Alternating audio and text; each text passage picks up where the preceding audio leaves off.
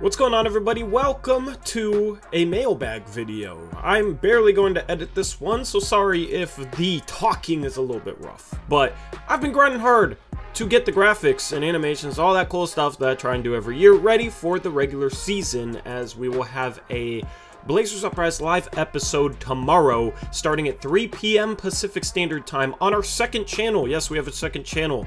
Blazers Uprise Live. Go subscribe to that. There's a link in the description box below. We'll be streaming Mondays and Thursdays at 3:30 p.m. Pacific Standard Time, and that's where we do picks against the spread, where we pick games for that day against the spread. It's me, Eric, all our mods, and chat. You guys get to vote on the spread as well, so you guys get to participate and see if you can bring home the trophy this year. If you guys win this year, I'll do a giveaway of some sort. I'll figure something out. And then after tomorrow's game, we'll have a post-game show like we always do. Another season of post-game shows. I'm looking forward to it. With that being said, let's jump into the mailbag. The first question is from Clearly a Bot. Thank you, Bot, for being a channel member. Says, do you think Keon is likely to be traded to try and upgrade the Rooster? As far as trading Keon goes and how likely it is, I'm going to do a video at some point early on in the season giving my odds that I think each Blazer will get traded at some point this year. That'll just be a fun Trade Talk Tuesday episode amongst all the post-game shows and whatnot. But I think it's probably a 30-ish% chance. We'll see if that changes given how the regular season goes, but right now I'd probably put it at 30%, maybe 40%, somewhere in that range. The Blazers front office really likes Keon Johnson, so I think it's more likely that he stays than he goes.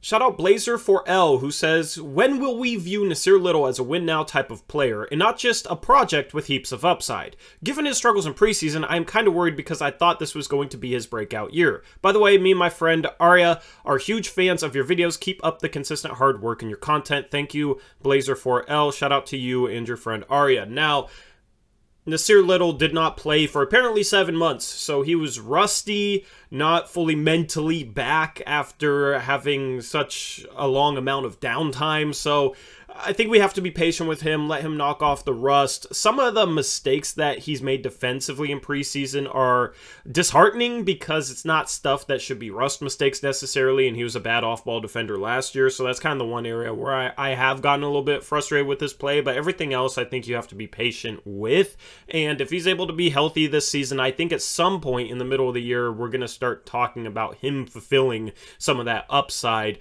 and he has a contract taken care of, so he doesn't have that weighing down on him mentally, and if he can just get healthy, get in shape, knock off the rust, then he should be better than ever. At least that's my optimistic hope. Shout out to Luis Nunez, who wanted to know who I wanted to target with the Blazers' second two-way spot, but then they signed John Butler with the second two-way spot, so he said, well, the Blazers just used their second two-way, so instead, what are your thoughts on the signing?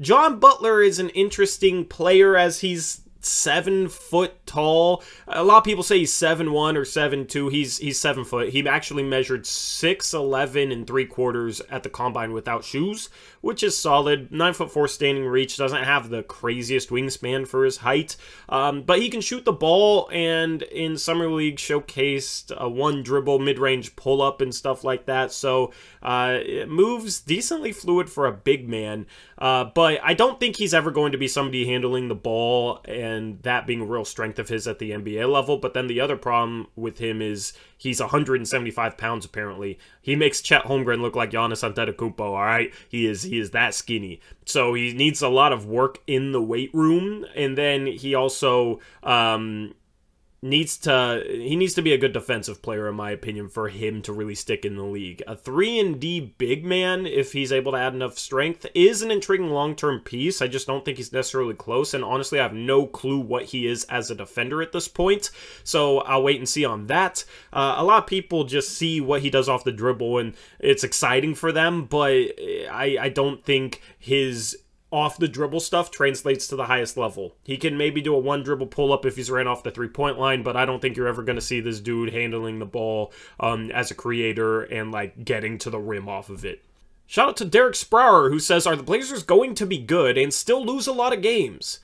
I don't know how they'd be good and lose a lot of games. Honestly, like the first month and a half, if they're 500, that is good. So they have such a hard early season schedule that they could be good and still lose a lot of games. But on the entire season, I mean, the good teams are the teams that win the most games. Shout to Echo, who says, who would you like to see have a major point per game increase, and who do you want to have a major assist increase? And lastly, who do you want to see get a major increase in rebounds? Point per game increase. It would be nice to see Ant average 20 points per game, so that's a bit of an increase. Everyone else it's too low to really mean much. I don't think you'll see a huge jump from anyone, so Ant averaging at least 20 points per game efficiently too is a goal for him for sure. A major assist increase. I would like to see Nurkic get back to averaging like 4 assists per game, to being more of a facilitator and a passer, but he can't turn over the ball a bunch doing so, you know, these come with some caveats. He can't be forcing a bunch of passes through that don't end up getting through and averaging 4 assists per game like that. He needs to be a smart passer, but I would like to see the Blazers utilize his passing ability a little bit more this season than they did last year. And then lastly, I want to see Jeremy Grant rebound better. All right, I've been talking about it all preseason. I don't understand why that dude cannot rebound better. I'm going to have to figure it out as the regular season goes on. But for a power forward, he's a bad rebounder, so I want to see him increase his rebounds. Mute That Bozo says turkey bacon. What's the deal with that? They combined a turkey and a pig, and then the resulting animal, that's the food. I don't know, man. I don't know how that works. I don't know how you combine 2 different meats from 2 different animals, and then it's one meat. So, I don't know. You're going to have to do some research and let me know. Sam Stone says, you projected the Blazers at 9th in the West. If things get worse, at what point do you sit Dame, let Sharp develop, and tank for Wembanyama? Actually, I projected them to be 8th, and Eric projected them to be 9th, which is funnier because I was a little bit lower earlier in the offseason. It's funny how things change, but as far as tanking goes, even if the Blazers are the worst team in the league, they still only have a 14% chance of Victor Wembanyama. It's not likely, even if they were the worst team in the league, for them to get Victor Wembanyama. The Blazers had a perfect half season of tanking last year after literally everything went wrong, but went right for the tank, right? Perfect half season of tanking, and they still only got the 7th overall pick in this past year's draft. So I'm done thinking about tanking or talking about tanking. The season starts tomorrow.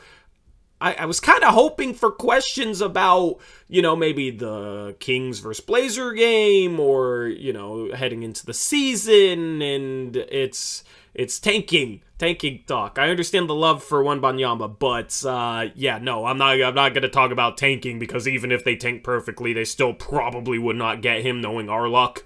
So yeah, I don't know. C-Bomb says, does Dame win MVP ever? Probably not, because it's really hard to win MVP, and there's a lot of great, skilled players that are much taller, much bigger than him in the league that are able to have even more of an impact than him, but if he's better than ever this year, he certainly has a chance. Zachary Brem says, who starts at small forward? It is confirmed to be Josh Hart. MD says, what's your opinion on Cronin 10 months into the job? Trade deadline left some things to be desired, but the recent contracts with both Ant and Nas already look like steals compared to the rest of the league. Ant is less of a steal than Nas, but you look at Jordan Poole getting a bag, and some Tyler Hero got paid more, I think. I don't remember the exact numbers off the top of my head, but and this is what I said about Ant, is look at Jalen Brunson, look at some other contracts around the league for similar players. That's how you can judge Ant's contract, because yes, $25 million a year for Anthony Simons feels like a lot, but the cap's going to go up in future years, so you just have to base it on other contracts signed around the same time, because it's all relative. Ant making $25 million a year, you know, 10 years ago would have been overpaid. I'm not even sure it would have been possible, because I think the max for him would have been lower than that. But right now, this year, it was a fine contract. And that's why I said at the time he signed it, and now all these other signings that have happened since then make it look like the case. I mean, DeAndre Hunter almost got the same exact contract. He got 4 years, $95 million, and he can't stay healthy, and he has not produced anywhere close to the level that Ant produced last season. Ant is a more talented and a better player than him, so that just goes to show you that Ant is a steal. And then that also shows you that Nas is a hell of a steal. Even if Nas doesn't end up turning into what we all feel like he can be. $7 million a year for an athletic forward that can play some on-ball defense is a pretty good price in itself. Not even thinking about him developing offensively. That's a pretty good price. So any forward that can do anything is generally a $6-7 million a year player at this point. That's a taxpayer mid-level exception, right? I'd take Nas 10 times out of 10 on a taxpayer mid-level exception, even if he only plays half the season. So if he's able to get healthy, if he's able to develop offensively, if he's able to clean up his off-ball stuff, I mean, that dude could be an absolute steal. At 22 years old, to have 4 years of team control, not starting this year, but next year, so it's basically 5 years of team control, that's a great deal. So Cronin, still iffy on him. He's had some good things, and he's had some bad things. I think Nas being on a bargain, sure, give Cronin some credit, but Nas is just a different type of dude, you know? A lot of dudes with his talent in his position would have bet on themselves and tried to get more of a payday. And he even talked about it in an interview right after he signed that contract, that $28 million is enough to take care of what he wants to take care of, and he doesn't play the game for just money. So shout out to Nas, man. Cool guy. Blazers Jr. says, how many games do we have to lose by the end of the year before we go into panic mode? Man, you guys are pessimistic. Right, we got the season starting tomorrow, excited as ever, and it's how many games do we have to lose before we panic? I don't know, Eric, I think it's probably less than me. I'm chilling. We're just gonna wait and see what happens, good or bad. It's gonna be a movie, as some people would say. It's gonna be a movie regardless of what happens. Hopefully it's not a horror movie. Hopefully it's not a comedy. Hopefully it's you know, it's an action movie, because the Blazers are I don't know where I'm going with this analogy, but can we just relax, just wait and see. Don't stop thinking about losses and panicking and all that type of stuff before the season's even started. We'll be okay regardless, all right? Alex Wolf says, with everything that's going on with the Hornets, Ball, Bridges, Bouknight, could you see them trading Hayward and Oubre for Westbrook to get off Hayward's long-term money and to tank for Wembanyama? That would be interesting, actually. I haven't thought about that trade. Shout out to Alex, because most trade ideas are iffy or don't necessarily work, but that makes a lot of sense for Charlotte to clear up Hayward's salary, in that Westbrook's on a 1-year expiring. Hayward has a couple years left on his contract, about $30 million. Oubre, I think, he's on a $13 million expiring, so the salary there should work. Makes sense for the Lakers, in my opinion. They're stuck between a rock and a hard place, and the hard place is the West brick. You see what I did there? Anyway, and I'm not a comedian. Let's just pretend I didn't say that. Hayward and Oubre would make sense for the Lakers. I think they would be better with them than Westbrook, and then, yeah, it makes a lot of sense for Charlotte. Charlotte is an absolute mess right now. The whole thing that happened with Miles Bridges, you lose him as a player because that dude did some horrible things, and then Bouknight's out here getting arrested, Ball's hurt. Yeah, the Hornets are in a tough spot, so I think they should absolutely try and clear up some future salary, and they probably just buy out Westbrook at that point and then tank. I think that is absolutely the move for them. Shout out Blevins Enthusiast, who says, in your opinion, will Shaedon Sharpe play rotational minutes to start the year? My guess would be no, since apparently they're playing Keon at backup guard. If they play Keon above Shaedon Sharpe to start the year, I'm going to be frustrated. But I have a feeling that they probably will.